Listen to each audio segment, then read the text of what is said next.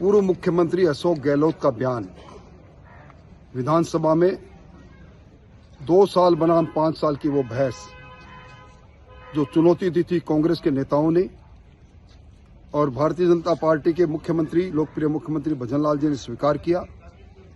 विधानसभा के पटल पर भजन लाल जी की सरकार के 2 साल के प्रगति के काम और कांग्रेस की सरकार के खोखले 5 साल का दावा जो उन्होंने किया, उन कामों का एक ब्यौरा रखा, उस पर बहस होनी थी। और ये मैं समझता हूं साहसिक काम है।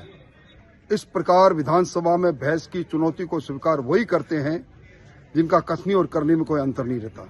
भजन लाल जी ने जो कहा वो किया, दुम दबाकर कांग्रेस भागी।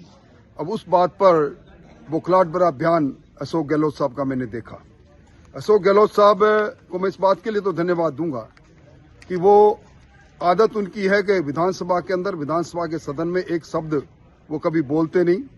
उस वक्त बोलते हैं जब शपथ लेनी होती है या मुख्यमंत्री के रूप में। एक शब्द इस बार बोले नहीं, पर विधायक दल की बैठक में जाकर उन्होंने कुछ बातें कही। विधानसभा के परिसर में जाने के लिए तो मैं उनका स्वागत करूंगा, पर उनको चाहिए ये कि वरिष्ठ विधायक है, विधानसभा सर्वोच्च लोकतंत्र का मंदिर है, उसमें जाकर अपनी बात कहते। कानून व्यवस्था की बात गहलोत साहब कर रहे हैं।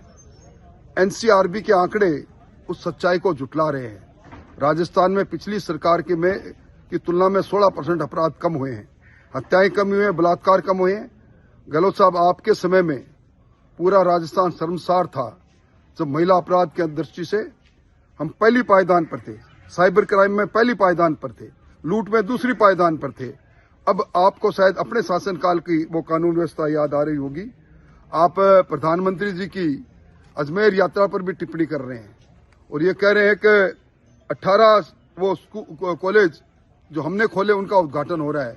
जरा लिस्ट भेज दें, आपने कौन से कॉलेज खोले? आपके कॉलेज खुले हुए थे, धर्मशाला में खुले, दड़बों में खुले, उस प्रकार कॉलेज नहीं थे।